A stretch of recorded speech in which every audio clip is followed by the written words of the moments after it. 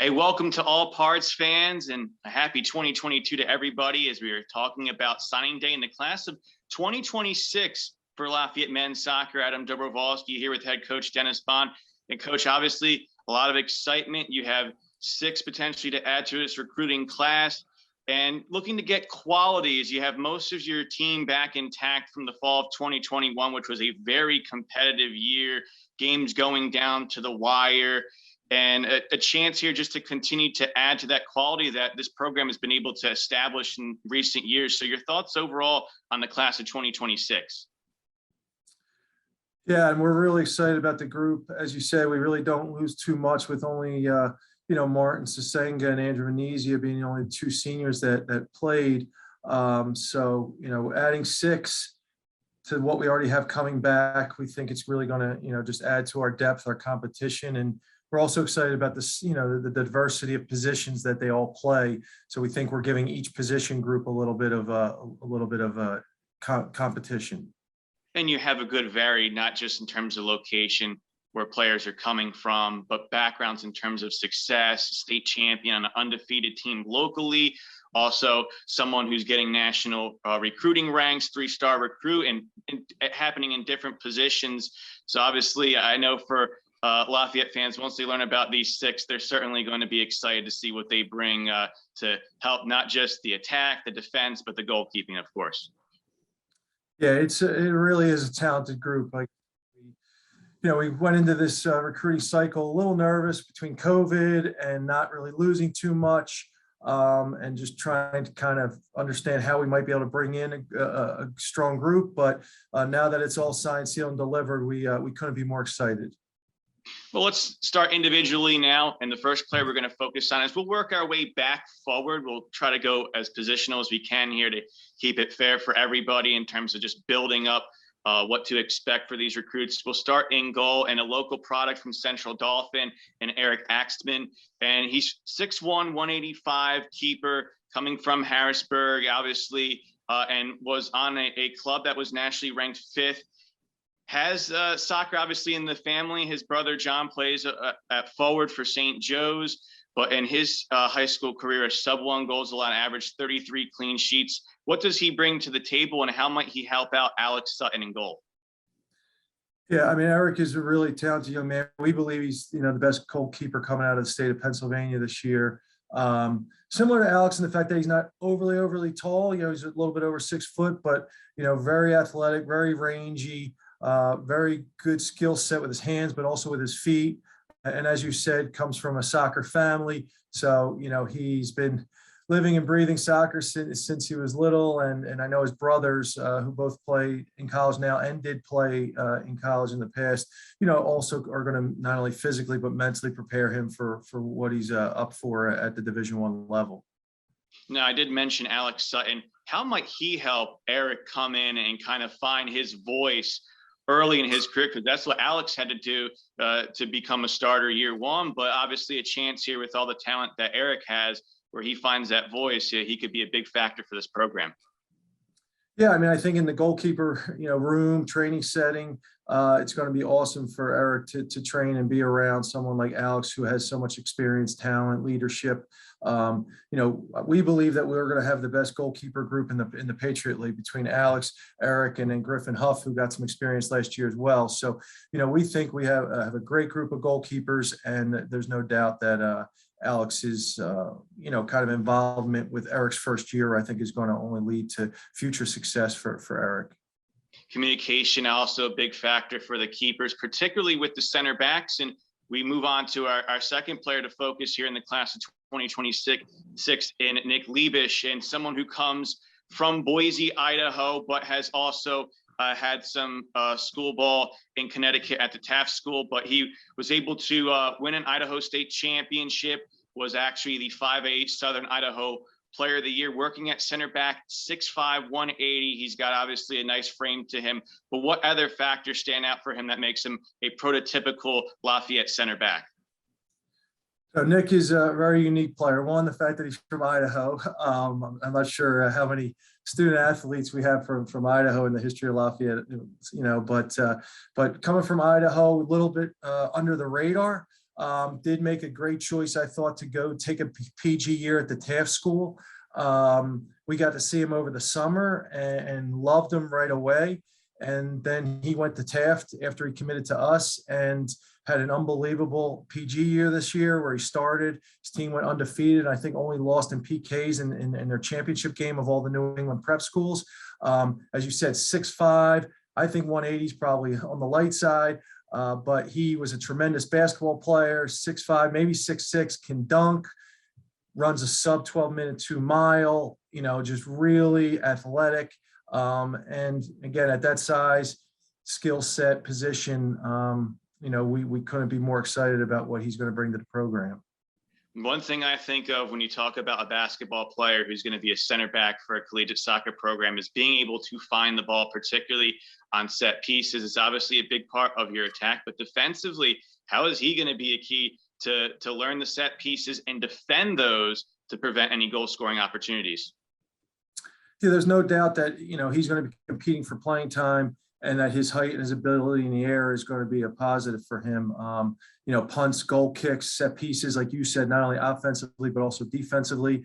But he also has a versatility to him where we could potentially play him as an attacking player as well, especially in his freshman year, and give him a chance to maybe score goals in the run of play.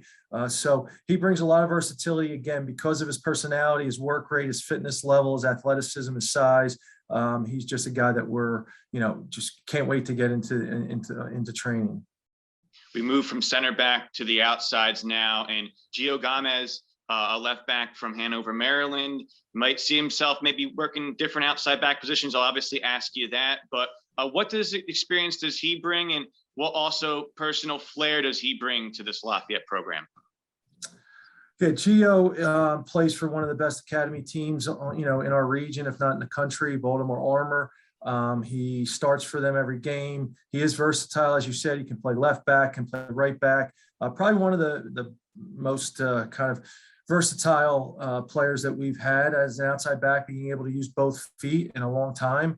And so, he's a guy that's going to come in with great experience, plays at a high competitive level. So I don't think coming into a training setting like ours or a playing setting like ours is going to shock his system at all. I think he's going to be able to make the transition pretty smoothly. And he's just a tough, hard-nosed, blue-collar, kid who I think is going to fit in really well with our group. I'm going to get to a joint question with Gio and the fellow recruit I'm going to be mentioning momentarily, but I do want to get to our next one who could also potentially figure in on the back line outside, Conor DeAngelis. He comes from Florida, but has also played prep ball in, I believe, the New England area. What does he bring? And then I'll ask after this kind of what those two can kind of bring together. Yeah, Conor's a left-footed player. We were really searching for a strong, skilled left-footed player in this class, and Conor worked out perfectly. I think it was a great fit for him, and he was a great fit for us. He has spent time at the Northwood School, which is associated with a club called Black Rock, and they have a stable of Division I soccer players coming out this year, and Conor was a captain and a starter on that group. He's, again, another guy has a great amount of versatility, can play centrally, but we're going to be looking for him to play on the flank and use his left foot and really try to again give us some depth and competition on the left flank. Obviously, those who have followed the Leopards in recent years, they're going to immediately think of a player, as you just mentioned, who graduated Andrew Venezia. And what he was able to do, I believe, 15 career assists. I might have lost count by the end of what he could do with his left foot. So Conor could be a factor, set pieces with that left foot. But the two that come together in Gio and Conor now, might they present you some versatility of options in terms of working from back to front? Yeah, I mean, they both not only can defend, but they have great skills. And as you know from watching Andrew, over the last few years, we want our outside backs to be able to attack, if possible, and we want them to be able to kind of start in our attack from the defensive half of the field. And we think Gio and Conor can both do that. So they can play in the midfield, like I said. or if we played a wingback system, they both could play as wingbacks. But I believe as freshmen, they both will get an opportunity to play. And I think their style, skill set, and their willingness to play not only generate attack, but also their willingness to defend is going to give them a chance to play right away. As we move forward positionally in the midfield, Sebastian Tis is coming fresh off an undefeated state championship at Conestoga High School. I believe the first time Conestoga has won the 4A state championship undefeated. He's also played for FC Delco. So he's a local guy. I believe hails from Newtown Square, Pennsylvania, which is near the Delaware River in Bucks County. But he was recently named All-America by the United Soccer Coaches, one of 88 players to get that honor. What does he bring midfield wise? Is he more attacking? Is he more defensive? Or could he possibly provide both for this team? Yeah, Sebastian had an unbelievable high school career, as you said. It's very similar to Carter Houlihan, who many Leopard fans know. And he also got recently named Pennsylvania Player of the Year. So All-American Player of the Year, state championship senior year captain. Conestoga has a great program over the years. Andrew Gonzalez, one of our former alums, played there, and their coaching staff at Conestoga had nothing but great things to say about Sebastian. We love his pedigree. We love what he's accomplished, and we believe he can really, help us, win championships here at Lafayette over his 4 years. From a skill set standpoint, could play a defensive center mid role, could play kind of a two-way center mid role. He played more of an attacking role in high school than he does for Delco, but he is skilled enough, athletic enough, strong enough to play a little bit deeper in the midfield if necessary. So we're excited to just get him in the mix. His high school coach thinks he might be best suited out wide because he can take people off the dribble. We love the fact that he can score goals. So, we think about him maybe playing up top, but he can also, again, play a little bit deeper centrally too. So he's just, again, like we said, Eric, we thought was one of the best, if not the best goalkeeper in the state of Pennsylvania. And we truly believe that Sebastian was the best high school player in Pennsylvania. And we're just excited to get both of them here at Lafayette. And we'll obviously remind Parts fans, it's kind of hard to tell exactly how these players will fit in until they get into camp. But one player who kind of has gotten some national notoriety for particular skills up front in terms of striking, Nicholas Bernieri, I believe by IMG ranked 141 nationally. But his father, Paul, played for Lafayette from 1985 to 1988. So it's within the family blood. To be able to get him when he was working high school and club level, seen more as a target center forward, but 5'11", 165. Some people might not think of that, but it can come down to the ability of just poaching and finding the right ability or finding teammates inside the box with your back to the goal. Are those some of the things that you've seen from him, or there might be some other element that he might provide? I mean, yeah, Nick can do a lot, but his greatest quality is he can score goals. So, he is a legacy, but, from the first day we saw Nick play and I saw him personally play, I noticed that his greatest quality was that he wants to score goals and can score goals. And that's very difficult to do. So, he scored goals for South Shore, FC, his club team. He scored goals for Garden City High School. Everywhere he's going, he scored goals. He could possibly play out wide, and we talked to him about that through the recruiting process. We could see him as more of a flank player, but those players still get a lot of opportunities to score goals. But if we ever decide to play two up top, he would be great playing off of a target forward. But I also think when he's, maybe not as a freshman, but, he's a little older, he's going to be able to handle himself up there by himself too. So he's, again, a guy that can play in the front five for us, play a lot of different roles. But most importantly, I know he has a knack for scoring goals, and you can never have too many of those guys on your team. And obviously in recent years, you guys have been able to have a great balance of scoring. It's not just one or two options that provide a meat of the scoring, but you can kind of go 4, 5, 6, or 7 deep. How do you anticipate he kind of picks up from multiple different guys, little facets on how to really mesh himself into Division I soccer? Yeah, I mean, I think the nice thing for all these guys, but especially Nick, is he's going to have a lot of experienced players around him. He'll have Marcos and Hal. He'll have guys that have played Carter. Guys that are going to maybe take a lot of attention of the defense and give him a chance to hopefully get open. Because like I said earlier, when he does get his chances, he's going to hit the back of the net. So I'm curious to see again. Maybe he can come in and take some of the burden of losing Martin Sasenga to graduation and play out wide. But no matter what, we're going to give him a chance to compete and earn playing time. And as you know from announcing our games, we sub quite a bit with our front five, and so I'm sure he's going to get a chance to make an impression. Now, I'd be remiss if I didn't conclude wrapping up with these six to talk about what they bring academically and what they bring character-wise, because obviously those are important facets for the program, if not the most important facets.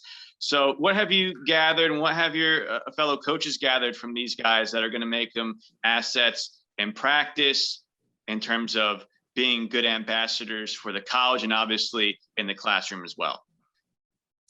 Yeah, well, I mean, one of my number one thing when recruiting is talking to recruits, coaches, teachers, guidance counselors. So no matter what we see from the evaluation piece on the field, my biggest thing is making sure that we have those conversations with people who have worked with these young men. And with all six of these guys, we got stellar recommendations that they were, high character, hardworking, unselfish. And so, we're just, we think they're really going to come into the locker room and understand our culture and embrace our culture from day one, which is exciting. We know they're all great students. And so they're going to come in and I believe do well academically. And they bring, some geographic diversity, some ethnic diversity. And so, I just think for only bringing in six, I couldn't be more excited about what they're going to bring on the field, but also, as I just mentioned, a lot of the things, really positive things off the field too. Coach, thank you for your time. Thank you, Adam. Appreciate it. And again, looking at the six recruits for the class of 2026, head coach Dennis Bohn, I am Adam Dobrowolski for Lafayette Sports Network.